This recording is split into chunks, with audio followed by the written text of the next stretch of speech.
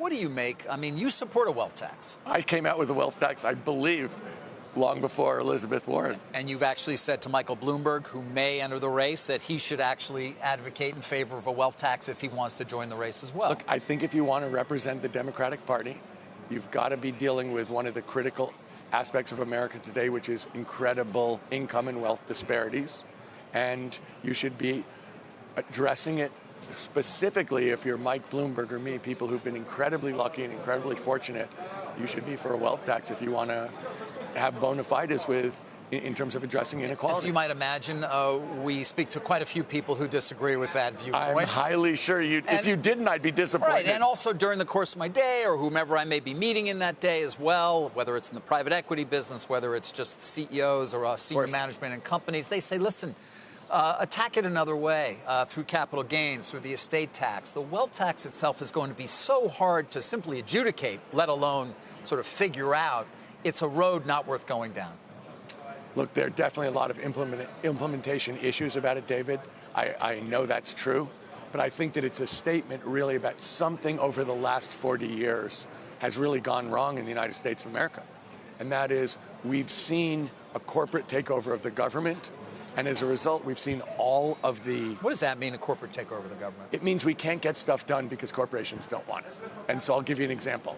You know, I think over 90% of Americans would like to have a mandatory background check on every gun purchase and have wanted it for decades. And we've had a series of horrific mass shootings, mass killings, including of school children. We've never gotten background checks on guns, even though over 90% of Americans, more Republicans than Democrats, want it. The majority of NRA members want it. And how could that be true in the United States? They never taught me that in fourth grade civics class. The answer is the gun manufacturers don't want it. And they really control the NRA, and the NRA can block it. And if you take a look at how we pay for drugs versus every other country in the world. We pay literally 10 times as much for insulin as Canadians. That's a drug that was invented in 1930. It's not just freshly patented. So you think that's a reflection as well of the power of corporate America? I don't think there's... As opposed to... There's no question about it. Inefficiencies in the delivery of health care in our country. No, that is there's a law that says you can't go to Canada to buy the cheaper insulin there. Did you know that? Yeah, but I also know that we are, by virtue of spending so much on these prescription medicines, subsidizing the science behind them that others around the world are benefiting from because they pay so much less. And first of all, how is that right? And B, you and I both know that the amount of money that drug companies spend in terms of research is dwarfed by the amount they spend on marketing. So they claim that everything that they make goes into research, and we both know that's not true. We both know that, in fact, there are laws that prevent the U.S. government from negotiating with drug companies the way every other country in the world does. Right. And that's a part of a plan that you have, obviously, in terms of changing. You think that's good for the American people. We have 25 million diabetics in this country. Yeah. The idea that they should pay 10 times more than someone in Canada for a drug that was invented 90 years ago. You do have to keep incentive in the system, don't you, Tom, to allow those companies to still feel like it is worth developing a drug that is going to only have a certain amount of patent exclusivity? Of course you do. But when you get into the guts of this, you see just the way you do in terms of the gun violence, that actually the government is acting for the companies. But why is a wealth tax the way to deal with what you say is corporate don't get me wrong, that's not the only thing I've said.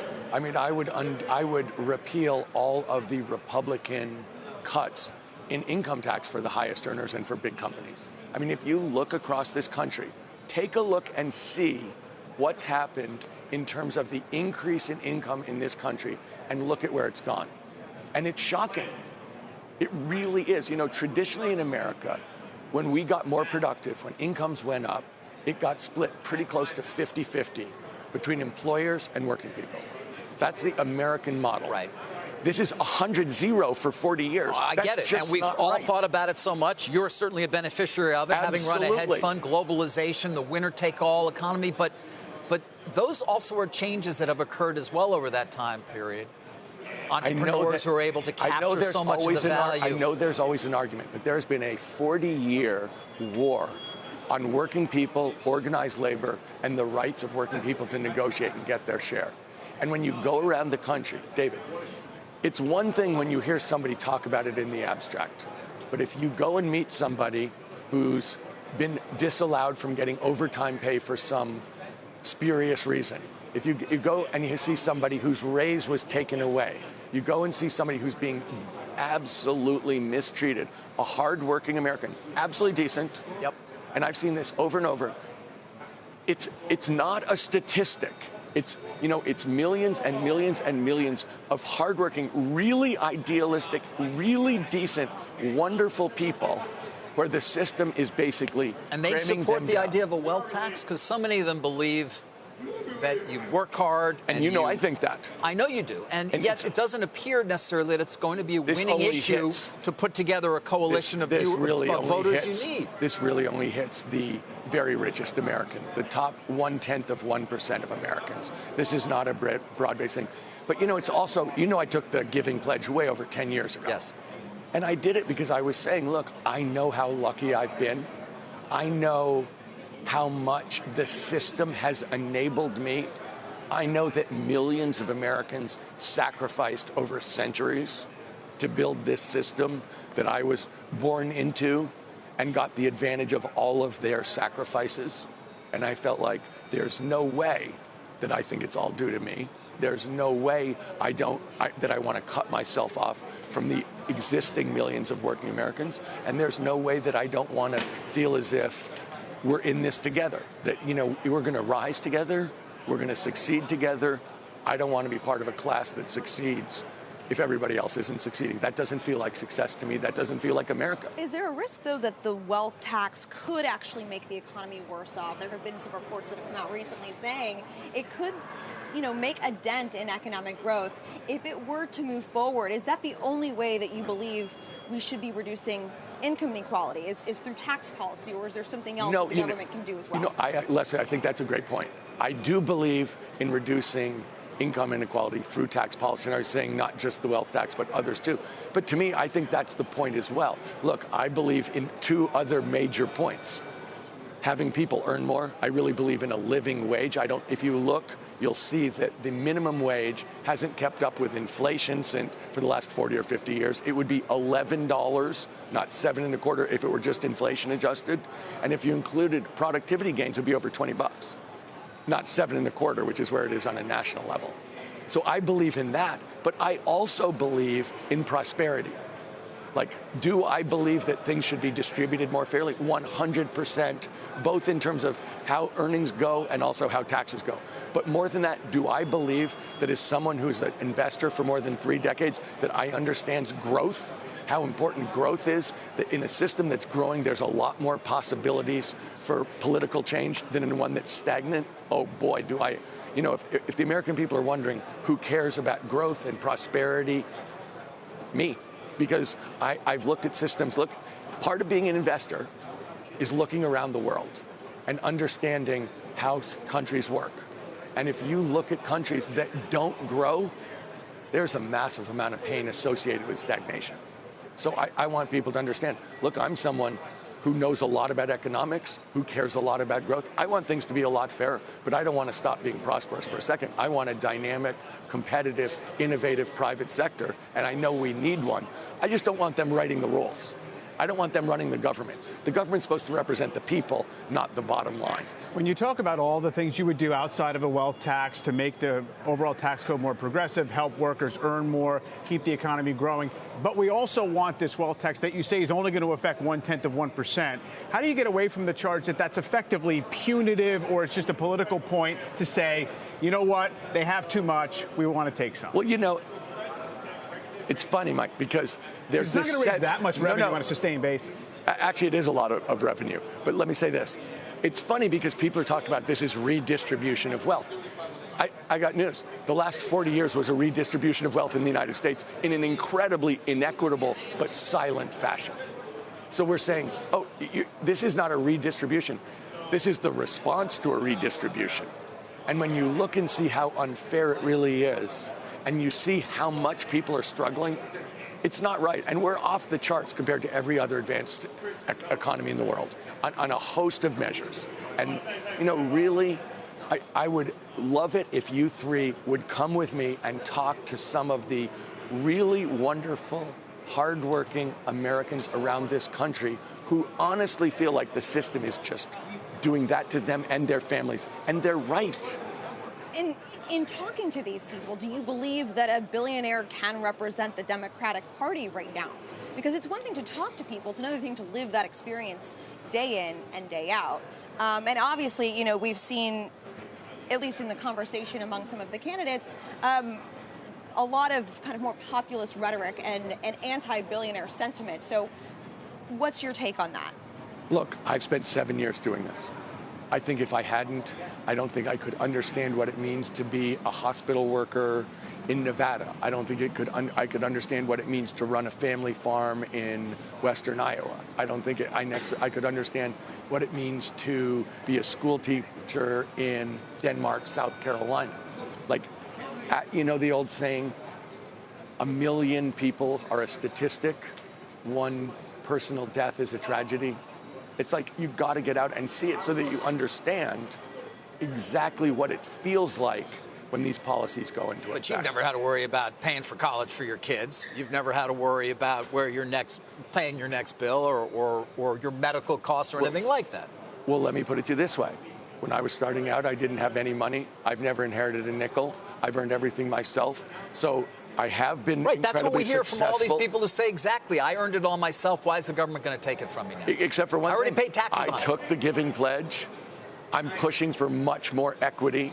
I'm saying the exact opposite of those people. I'm saying if America has been unfair, it's been dramatically unfair for 40 years for strong political reasons. Look, I'm talking about trying to change the way Washington is structured. I'm talking about a term limit of 12 years for Congress people and senators. No one else will say that.